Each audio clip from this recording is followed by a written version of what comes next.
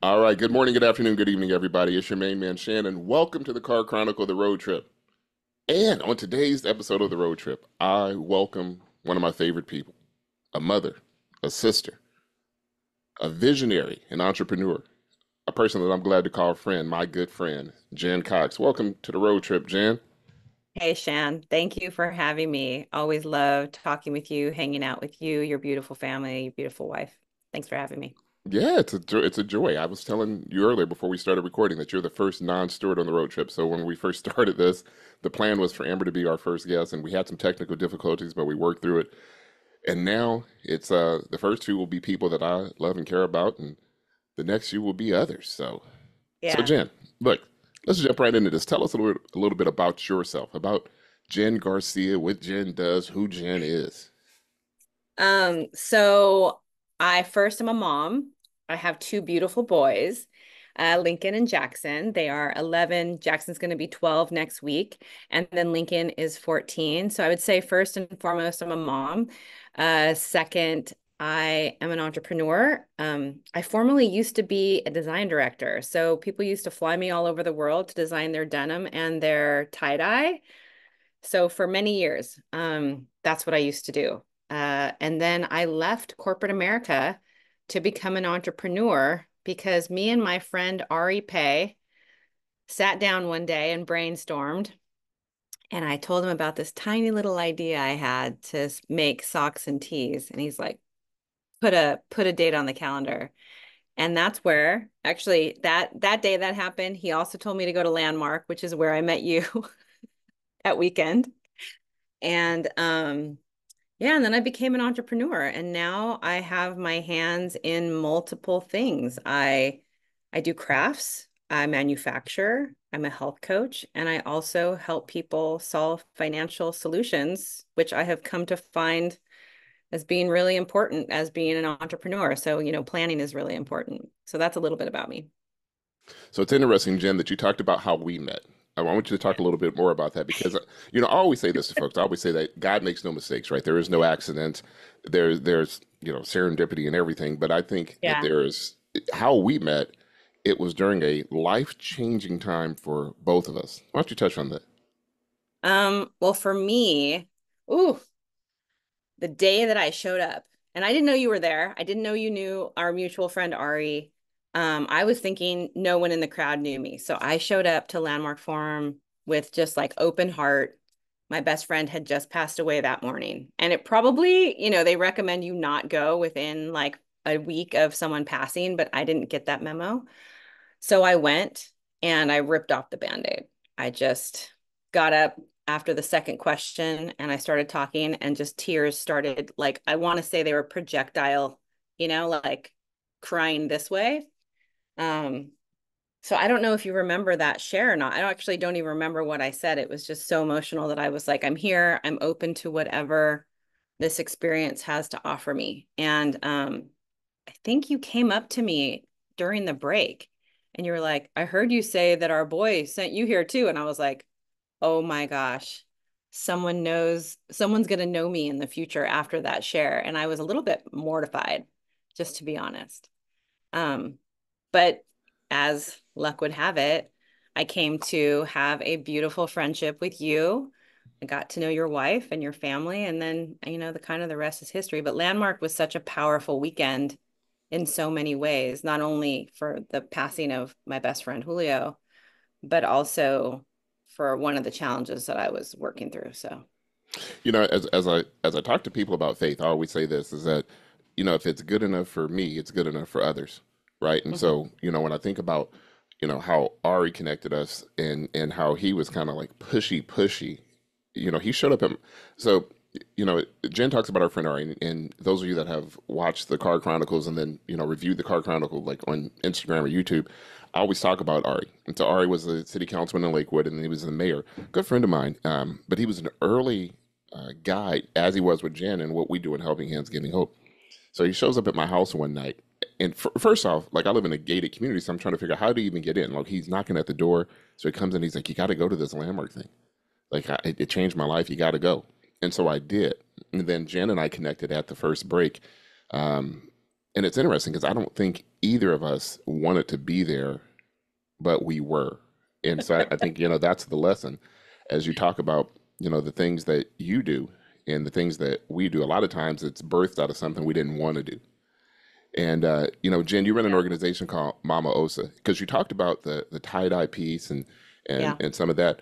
But I'm going to ask you this, and I don't ever think I've ever asked you this. And it's funny doing these kind of discussions with people that you know because like as you talk more, you find out stuff that you never knew before. Yeah. Um, your experience in merchandising and manufacturing. Tell us about how that shaped who you are and what you do today. Well, it's interesting because I have my BFA in fashion. I went to Otis College of Art and Design. I started like with a desire to design clothing, right? Like that was really what I went for. And then I fell into denim and I became a denim designer special. And then people sent like companies sent me all over the world to learn how to wash jeans. And I know there's like a whole science to that. Um, so but as you go up the ranks in what you do, you're not just a designer. Yes, it's your vision that's getting executed, but you're really a problem solver. And so while I come from a design background and who I am I mean, I'm a designer. It's just who I am. Um, and when I started Momma Osa, it started with a design concept and then the problem solving aspect of my personality and my previous business just kind of it just rolls over because as an entrepreneur, your back is up against the wall all the time. You're like, how am I going to solve this? How am I going to solve this? How am I going to keep food on the table and, and still be creative and still do what I set out to do? And I will just say that some of the best advice I ever got was just, you have to be open to opportunity. And that's really, the blind spots that we don't see. It's like, I thought that I was going to be making and selling tie-dye and tie-dye t-shirts, tie-dye socks and tie-dye t-shirts. And it was really that hook that me and Ari talked about, the actual experience is what was really the foundation of Momma Osa, which is like the launch party, people coming together right before COVID that launched the kits, it was just like it was this one little nugget. And I had no idea that that little idea of bringing people together was actually going to be the thing that brought Momma Osa to where it is today. Tell people about Momma Osa. I mean, because when I first heard it, I was Mhm. like, huh. And then as I went to the launch party, I was like, huh, I got Yeah. it. Yeah. So just to go back, originally, Mama Osa was started with an idea to give back to people who had less. That was just really the concept. And I was very involved in that in my former company. Um, we had a big mission with Olive Crest and the Covenant House. It's a youth homeless organization in Los Angeles. And I just really wanted to do a little bit more. At first, it started as like a give back project, thinking, I don't need to make any money. I'm just going to start it and see where it goes. Um, but as soon as I launched, I got laid off like 10 days after. And so I really had to think about what that meant. So we started doing socks and tees, and for every pair of sock and tees we'd sell, we would donate a pair of socks to youth homeless. That's where it started. It has evolved since then. We now donate time, we donate resources, we donate money. Like it just depends on what the companies or what the nonprofits need. So that's how it started. But now, think about that was in 2020. I thought, oh, great time to launch a company and then get laid off and then really say, what am I going to do to keep this thing going? And I think one of the most fun stories, and I feel like people really like to hear this, is that there was a moment where I had no idea what I was going to do. I had so much savings. I had two boys that needed to be fed. We had just got locked down for COVID. And I was like, people weren't hiring my level, and I'm like, what am I going to do? And I just remember having this like 15-minute freak out where I was crying, ugly crying, right? What am I going to do? And I'm looking down and I'm like huffing and puffing. And then I see this box. I see my tie-dye supplies. And I'm just in that moment of like clarity of like, God, what am I going to do? I get this idea and I'm like, wait a minute. And I just started pulling and picking, right? And doing all these different things. And I created the evolution of the tie-dye kits that I have today out of all of this, like the sticks and the stones that I had put together to start the company, which was slap bracelets, tie-dye band, like their little like hair ties, tie-dye, bottles, gloves, rubber bands, and then t-shirts and socks. And that came together in a little kit. And then I wrote like little inspirational message. And so now people can get those kits online. But I don't even really focus on that. Now the whole company has evolved into experiences. So I lead corporations worldwide. We sell kits and I lead everything now from tie-dyeing, origami, dream catchers, Frito Kahlo, like festival crowns, taco piñatas. I teach people how to make tacos, churros, salsa, empanadas, holiday origami. And then we just added on, Ugly Holiday is a really big event at the end of the year. And believe it or not, that's how we eat So mostly. so here's what Jen didn't tell you. Oh, So go ahead. the Jen got laid off. So we went to this life changing seminar, right? And then after we got out of that, we started going to these seminars every Wednesday night. Yeah. And my wife was slated to go on Friday. And Wednesday night, I get there, and Jan and these people that we had went through the first path of this together, they're sitting outside, and Jan is just crying. I mean, like an old lady at a funeral crying. I mean, like. I can't believe you remember all that. Yeah. So Wednesday Yep. night, I go up the stairs, and she's sitting there crying. And so I sit there next to her, and I put my arm around her.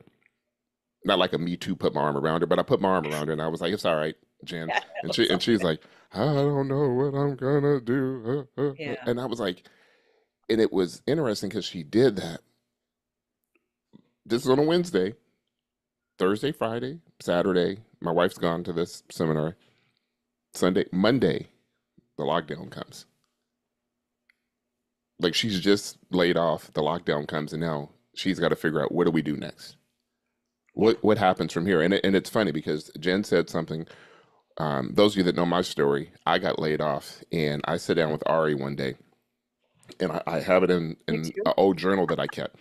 And so he says to me one day, this was 2016. He says, you just got to build the tastemakers. And what I thought I would do, like I thought I would build this like evangelical ministry where I would go around and just talking to people. And it's interesting because I talk to people now, but what we do now at Helping Hands Giving Hope, just like what Jen does in Momma Osa, is completely different than what we thought we would do. I had the chance, Jen, I don't know, I had a chance to speak with the Lakewood Leadership Academy on Thursday. And so I Hmm. was talking to them. They wanted to talk about collaboration. And hey, what do you think about collaboration? And I was talking to them about the fact that collaboration is leadership. Hmm. Because if you can't collaborate, you can't lead people that you can't collaborate with. And, Yeah. and you have to be able to lead your vision enough for people to come alongside you and say, hey, let me work with you on this. Hmm. And so if you start thinking about everything you do now, it's completely different than what you thought it was. Because if when I ask people this, I asked these guys, and I spoke to the YMCA, a group of young leaders a couple of weeks ago, and I talked to them about a dream. And the lady said to me, I didn't tell you my biggest dream because I didn't think it was attainable. And I was like, well, it's not a dream if you can easily obtain it. Hmm. So when you think about what you did with Mama Osa now, if God had told you back then, like, this is what you're going to do, you would have been like, that's crazy. That sounds crazy. There's no way I could do that. There's Yeah. no way. Yeah. And even when we look at that first launch party, I remember us being there making tie-dye socks. And I came across a picture of it a couple of days ago. I was going through pictures and I was like, Yeah. this was the first. I'm going to post this I'm going to use that picture for the thumbnail for the podcast. But that Yeah. was our first event. That's like the first event that you did. And Hmm. look how it went from that to this. And it was an Yeah. Ari small shop in Lake. Guys, Ari had a small shop in Lakewood. Hmm. If you look back on just some of the old Helping Hands Giving Hope videos, we did a podcast there, Ari and I once. And he had this small shop, and it was packed with people just supporting the vision that Jen had. It Jen, was. Jen, when you think about that, talk to me about some of the early obstacles you faced and then how you overcame them. Um, well, the first obstacle. was I had a full-time job, and I loved what I was doing. Um, but I really was passionate about this quote unquote project. And I'm divorced, so the kids had gone to their dads over Christmas break. So I gave myself the goal of building my own website by the first of the year, and we were going to officially launch. So I basically had like 10 days of them being gone.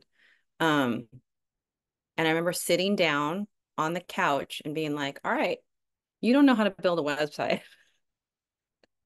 So that's probably the first one, besides having to come up with all the product and the ideas. And I'm a designer. So I was like, I knew tie-dye was hitting and I knew what was cool from my perspective, but I had no idea what was going to come of it. And basically, everybody was there during COVID. If you did not buy, make, or sell tie-dye during COVID, you were missing something because everybody had something tie-dye during that time.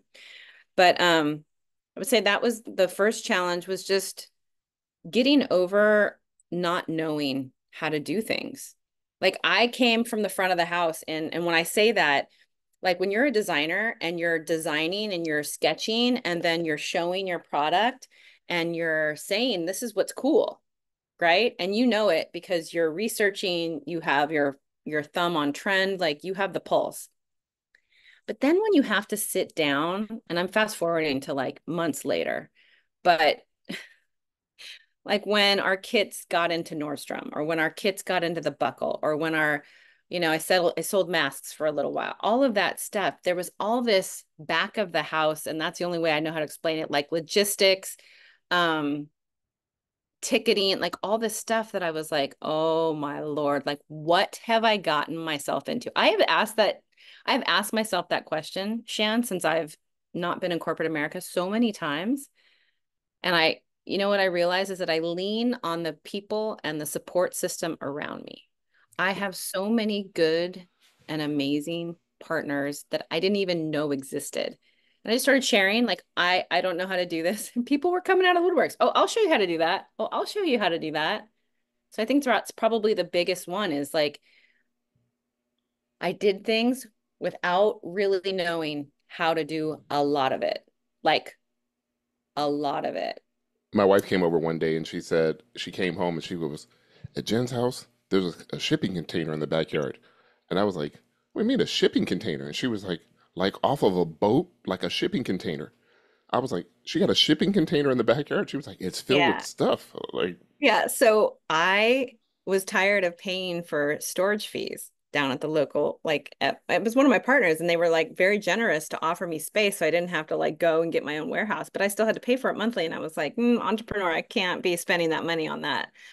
So I'm like, if I bought and dropped in a shipping container, and I dropped it on the court on my driveway. I painted it the same color as my house, and it's actually quite lovely. And it's a walk-in, like you can take all, it's all your inventory.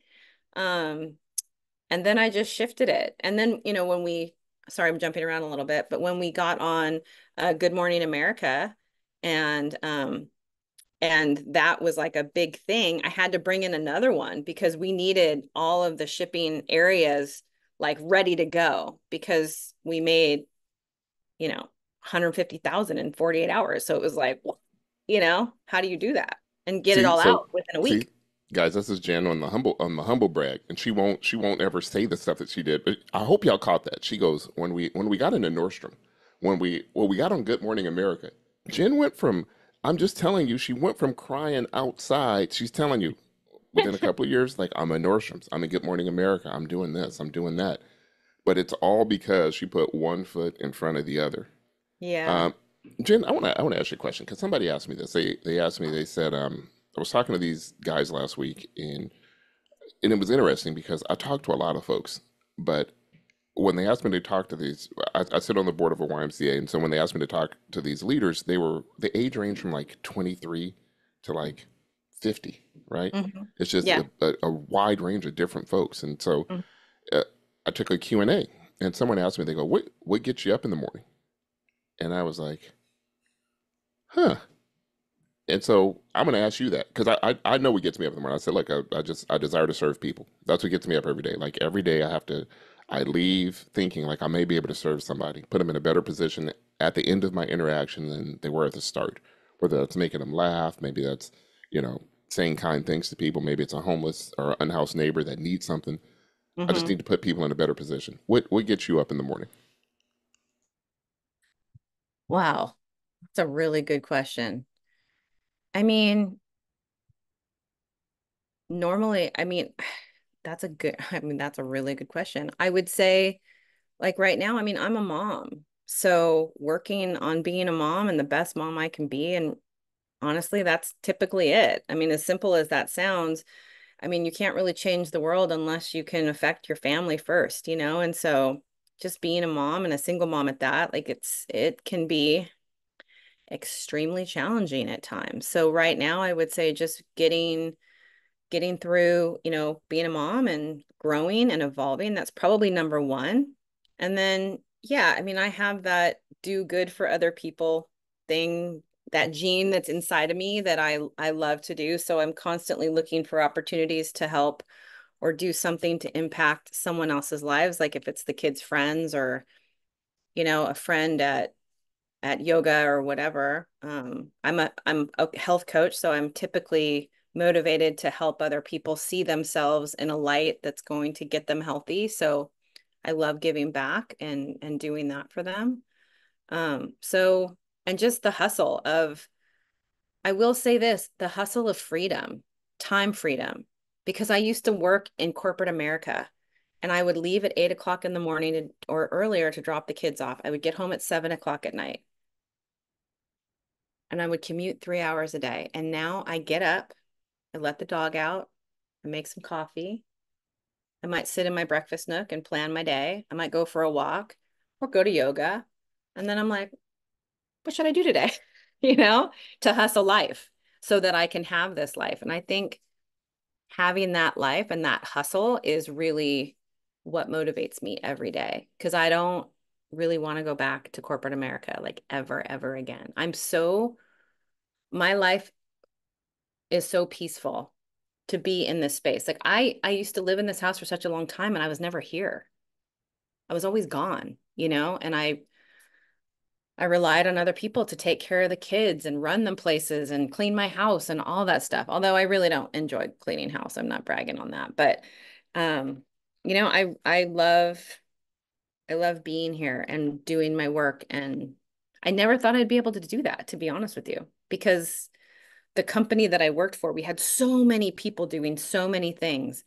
And it's interesting what you can do when you set your mind to it. It really is. And you don't know what you know until you try, you know? Guys, I want you to get this, what Jen said, because those of us, like myself, I work in a corporate environment also, but I also run a nonprofit. I sit on, you know, four different boards, and it's interesting. That's been the delay of the launch of the road trip, is that, you know, work and kids practices and all of that. And now it's funny. I partner with a guy that's a business coach, and he'll be on next week. He coaches CEOs and high level performers, and he said something to me 3 weeks ago. No, a month ago. He calls me, and he goes, "Hey, he wanted to talk to me about some stuff one of his clients is working on," and so I helped him with that. And he goes, "That's not why I'm calling you." And I was like, "Okay." He goes, "Why aren't you doing what called you to do?" I said, "I am." He goes, "Do you like doing what you're doing now?" I was like, "I'm grateful." He was like, "That's a Shannon Stewart answer. Do you like it? It's not, you're not playing big enough." And so I was like, huh, what does that mean?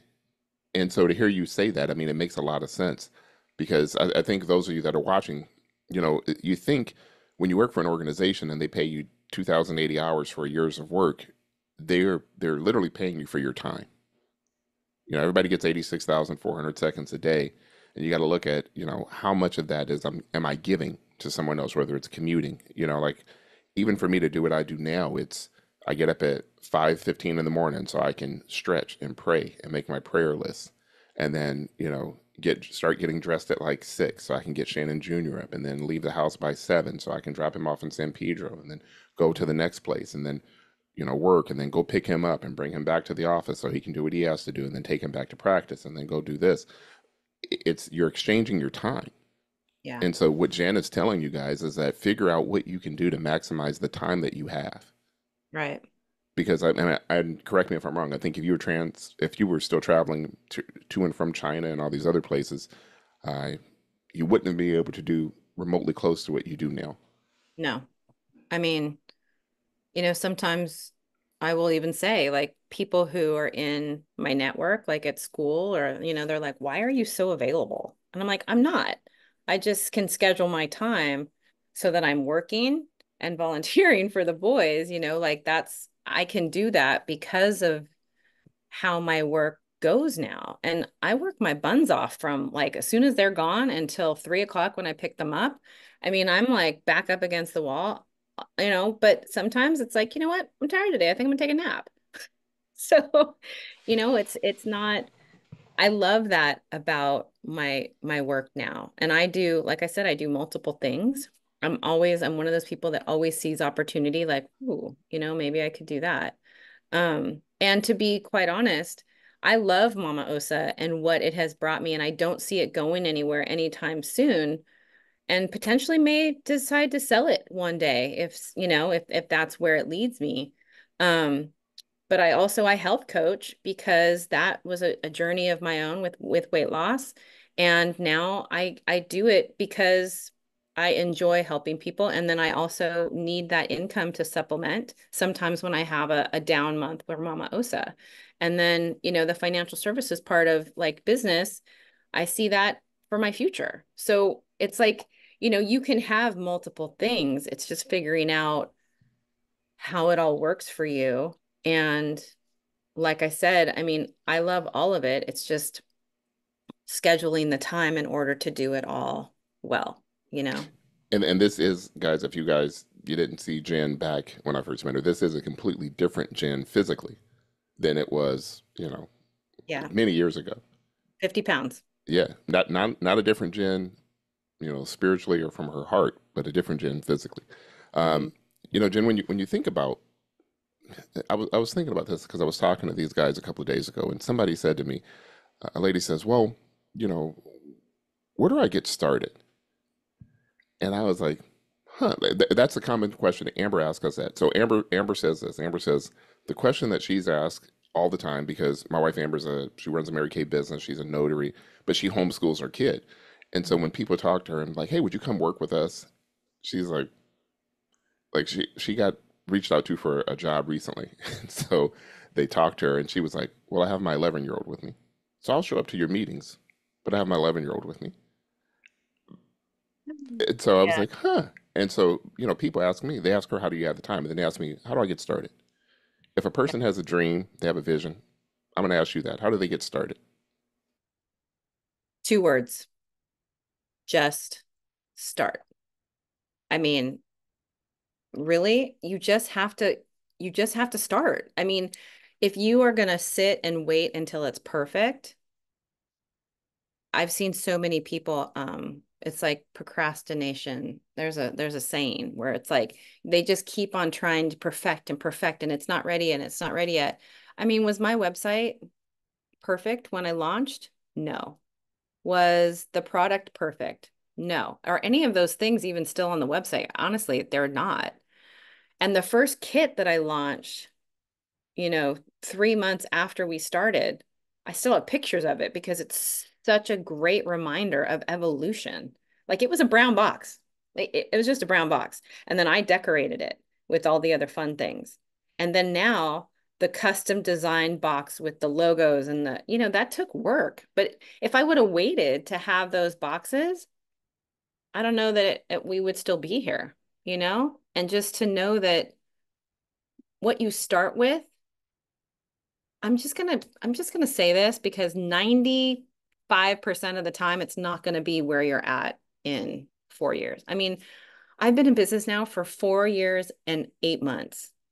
I can't even believe that I'm about to hit the 5 year mark. I mean, they say if you can make it 5 years, that means that you're going to stay in business. And there's definitely times like January, February when the market gets a little cold and I'm like, so, should I start looking for a job? That's happened twice. And something always ends up evolving. or coming or, and I'm not just sitting around going, oh, I'm sure something will happen. I'm sure something will. No, it's because I'm got my head down and I'm looking and I'm communicating and I'm, conjuring up new opportunities. So you just have to start. It's not going to be perfect. It can be a little messy. And you may say to yourself, what have I gotten myself into? But that's how you grow, you know?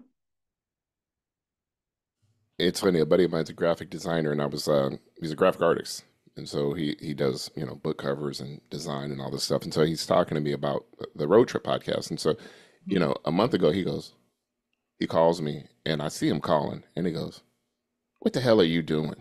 Why haven't you did this?" He was like, "This is some bull. You should just go ahead and do it." And I was like, "It's analysis. It's paralysis by analysis. That's what You it is. That's the saying. you That's it. overthink everything, and you're like, geez, what about this? What about that? I got to get this going. I got to get Yeah. that going. I do these podcasts. How many people will see it? Who knows? Or, I or maybe have they'll go back and see it. Yeah, I have heard, Shan, that it's the consistency. It may not be the first one. It may not be the second one. It may not be the third one, but you keep on showing up and you will see you will see it grow. So even with like Instagram lives, in whatever it is that you're doing, if you keep showing up time and time again, it will grow because whatever you feed grows. Yeah, It's just Amber a new. says this. She says, if you go to a movie, the movie theater play, the movie plays, no matter who's in there. Mm-hmm. And I was like, wow. And so, that's when we talk about helping hands giving hope.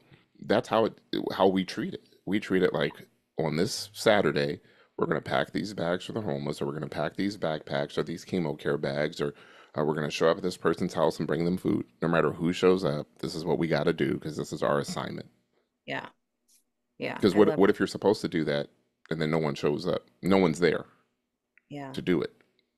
Yeah, it's so true. Shan, I do want to just say something because it didn't seem right for before when you asked me a question, but I will just say this. The year before I started Momma Osa, you know, I don't like to say like that I make a New Year's resolution, but I do think about like what it is that I want every year. And I guess, to say that I gave up that prayer, I put it into the universe. And I remember thinking, I don't know how much longer I'm going to be at this company doing what I do. It's not that I didn't like it. I mean, I love being a designer and my old company was so very good to me. They paid me great. I was so grateful for the time that I had with them.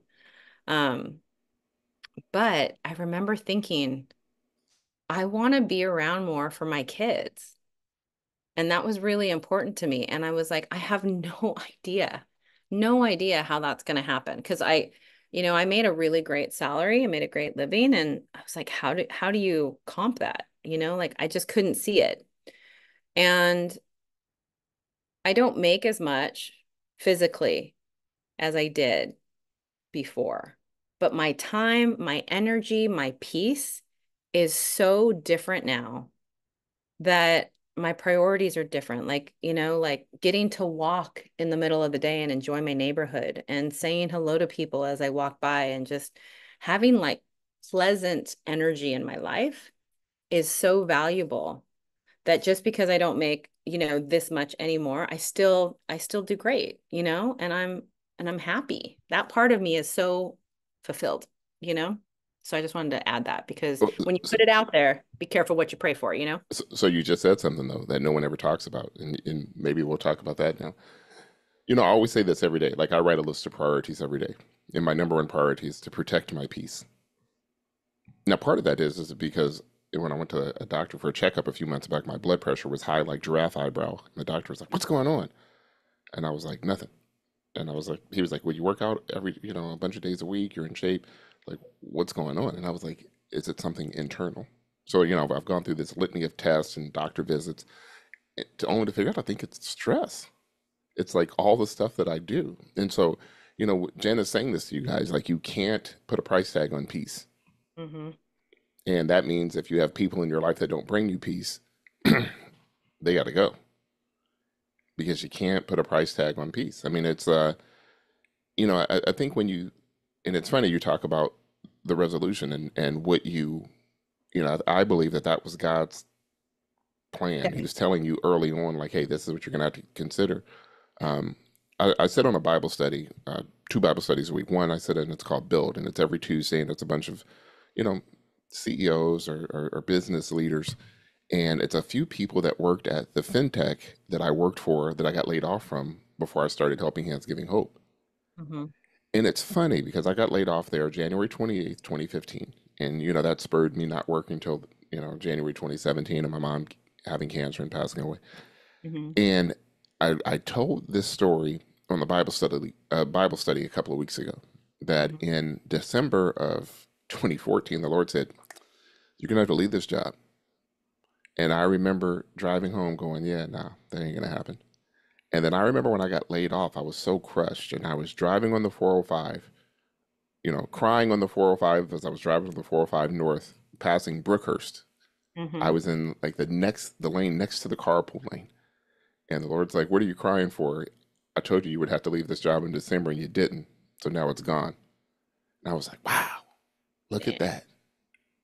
And, I think, the Bible talks about having beauty for ashes and, the Lord restoring that which is lost. And, I think that's is the big thing as you talk about it is that if you were still doing what you were doing, you wouldn't be doing what you're doing.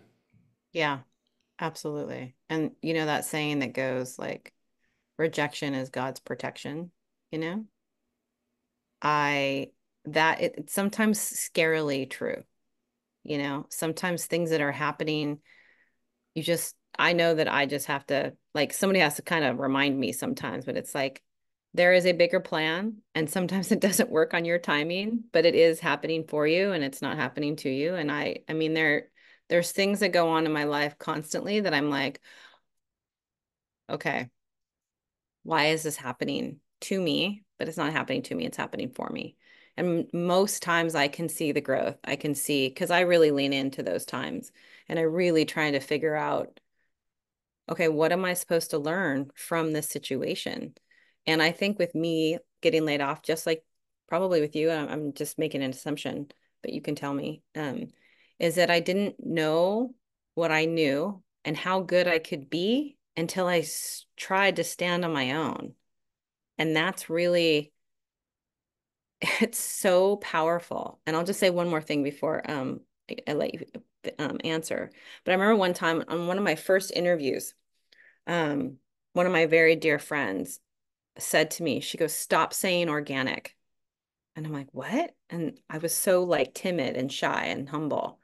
And I still try to be humble. But she goes, "If there's anything I know about you, you are strategic and you are smart. Stop acting like where you're at is not up to you and be able to stand in that." And I was like, and she doesn't ever talk to me that way. So I was like, because I think it was like, oh, it was for Latina Fest.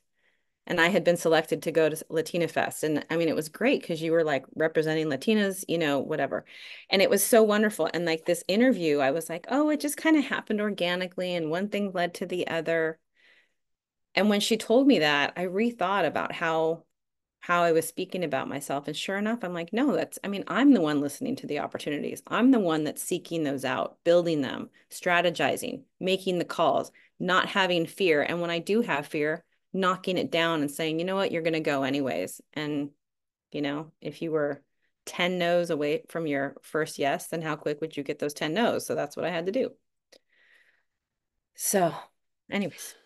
Well, so now it's funny you say that because I think oftentimes it's we sell ourselves short. A guy told me this the other day. He goes, "The world needs more Shannon Stewart," and I was like, "Really?" He's like, "You got something to say?" I was like, "For real?" Yeah. And it's funny. I was talking about this, and I'd never talked about this publicly, and I talked about this a couple of weeks ago with the YMCA kids, or the YMCA leaders, that I used to stutter growing up, stuttered really bad, and my mother would always go, "You're going to talk to people one day for a living," and I would think at 9, 10 years old, I would always go, "I wonder if she knows that I stutter." Mm. And when I got laid off the last time, that's how I made income. I made income doing speaking engagements and to get invited out by churches or different places. And Wow. so it's funny because what you think is a trial early on will become the gateway for success later on. Yeah. And I think those that serve others oftentimes you don't put a lot of consideration into what you do. So you don't think of it as like this is a big deal. So you do play it down because you're Mhm. like, I mean, think about how like you're like this titan and you don't carry yourself like a titan because you're always wanting to help. I mean, even in early stages of your business. I mean, you gave us masks, that we used to ship out to hospitals in New Jersey and New York that couldn't get masks, and to partners that supported us. And so, I think that's part of it. I think it's when you say just go. I always tell people when they say, "Hey, how I get started?" I just go, "Well, just get started. Just do something. Just Yeah. do anything you can." Yeah. I tell this story is that when we did our first Thanksgiving giveaway, we had 10 meals that we got from the IOWU. And I had run out of money because, I tell people this, and no matter how much you plan and prepare, if you have no income coming in, time will eventually catch up with you. If you got 12 months worth of savings, month 13, you'll run out of cash. And so I remember delivering the last meal, and I was thinking to myself, like, wow, I haven't paid the mortgage in a while, and I could be homeless. And the Lord says, well, you're not. And as we walked up to the door to knock on the door to give the meal to this family, I was like, huh, like, okay, this is what it's going to be. It's going to be us depending on a power that's greater than us to guide and direct us as we just do the obedient thing and do what we're supposed to do. Because, like, I think that's the one thing you can't get away from. The Bible always talks about you'll know a tree by its fruit. And I always say, people by their actions. Like what people do all the time, no matter what, that's how you know them. Hmm. Like it's I was hanging out with a buddy of mine, runs an organization called the Local Hearts Foundation, and last week he did a 3,000 backpack drive. Wow. And so, of course, we put on our helping hands, giving hope shirts. We go help out, and at the end of it, he's like, "Hey, make sure you take some stuff. Hey, take this, take that." I was with him on Wednesday at a storage facility loading stuff so I can give it away, Hmm. and I was like, "Wow, this is who this guy is." Like even in the midst of him doing his own backpack giveaway, he's like, "Hey, where you at? I got 100 backpacks that the LA Galaxy donated to us, so let me drop you off some." Or, "Hey, I got 2,000 pairs of socks for you. Like, Yeah. why don't you come pick them up?" Or, Wow. I had called him a few weeks ago or a couple of months ago, and I was like, "Hey, I got it." Just random. Like when you're in this, guys, listen, when you're in this type of like nonprofit giving space, you get random stuff. Like when I say random, it just makes no sense. Yeah. So I called him one day and I said, "Hey, I got 7 bicycles. Do you know any families that need bicycles?"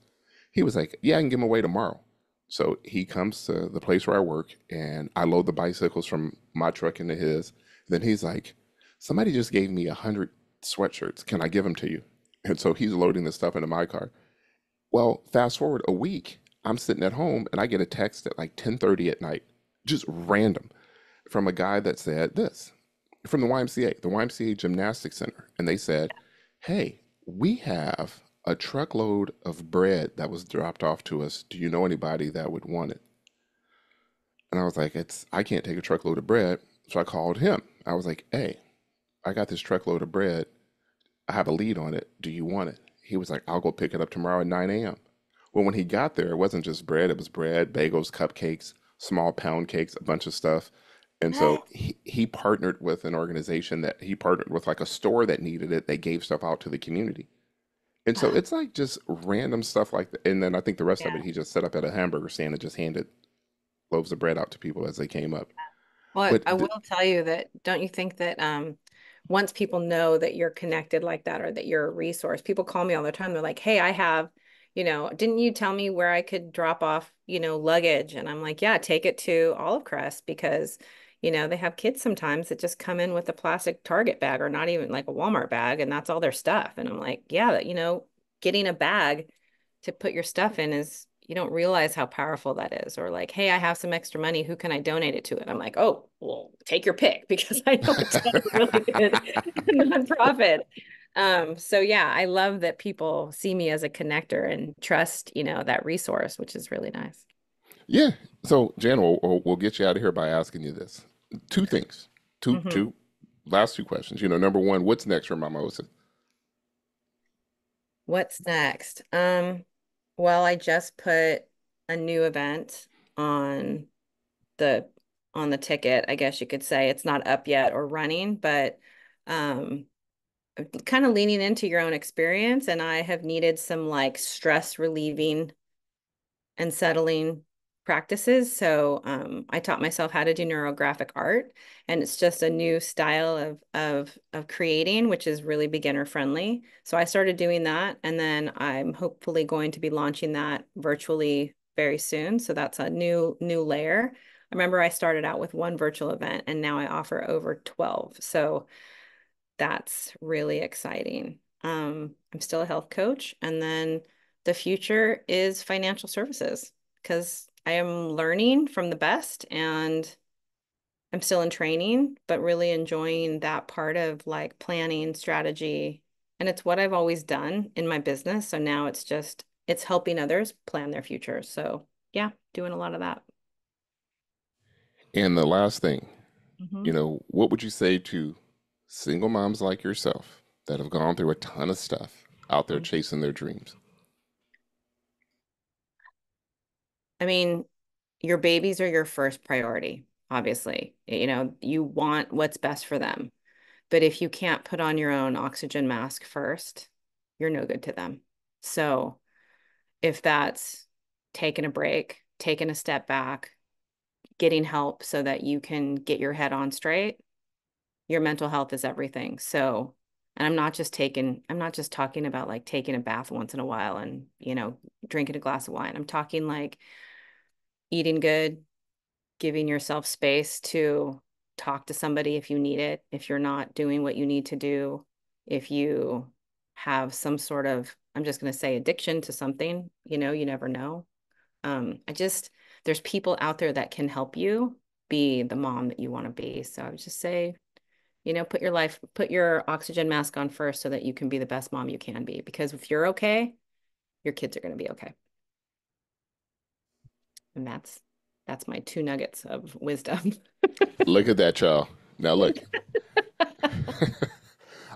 I want to, on behalf of Road Trip or the Chronicles podcast, the Road Trip, thank Jen for joining us today. Now, look, I'll put all of Jen's, links, in the description. For those of you men out there, Jen ain't looking for a husband, so don't be in my DMs talking about, hey, can you hook me up with Jen? No, I cannot hook you up with Jen. Go ahead and beat it. I appreciate you coming on, Jen, today. It was a joy and an honor to spend time with you. I learned something new about you that I didn't know. Yeah, So, thanks, Shan. Well, thank so you for having me. I mean, I love sharing my story, and obviously it's great to share with a friend and for anyone who's listening. So, all my best. all right. Hey, guys. So I'm Shannon. I love you. God loves you. Keep living in victory.